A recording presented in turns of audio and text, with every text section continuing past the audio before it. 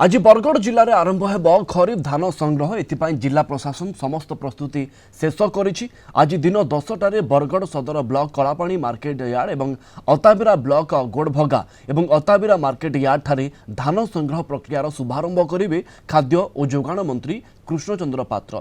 प्रथम पर्यायर 73,54,347 क्विंटाल धान संग्रह पर सरकार पक्षर अनुमति मिली। 1,55,617 चाषी धान पंजीकरण करथिबा बेले 1,33,053 टोकन आसी। धान अमल करिथिबा किछि चाषी को टोकन मिली नथिबा अभियोग होईछि।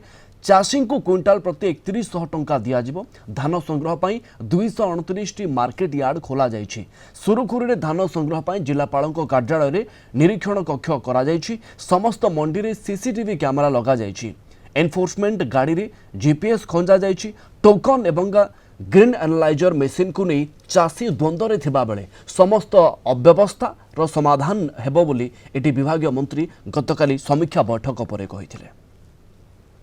अताबिरा आरएमसी रे अताबिरा मार्केट यार्ड और गोड़भगा मार्केट यार्ड रे माननीय मंत्री पहुंचे चाषी धान किणा बिका प्रक्रिया आरंभ होगा।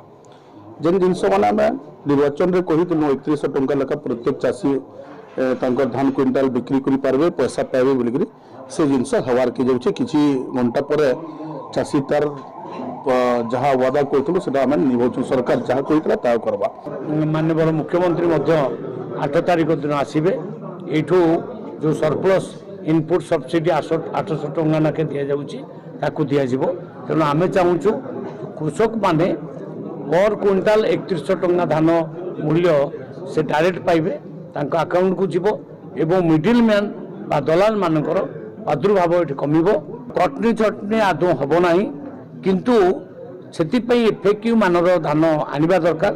एफएक्यू मानर केमती धान अणाजिव बारंबार बुझा जाइछि मीटिंग करा जाइछि। पैडी प्रोक्योरमेंट स्मूथली केमती हो सेटा लगी डिस्ट्रिक्ट लेवल रे गोटे कंट्रोल रूम कराइछि। हमारा टोटल 229 मंडी रे जो सीसीटीवी कैमेरा गुडिक लगी हमें सेंट्रली कंट्रोल रूम रे मॉनिटर करूछु।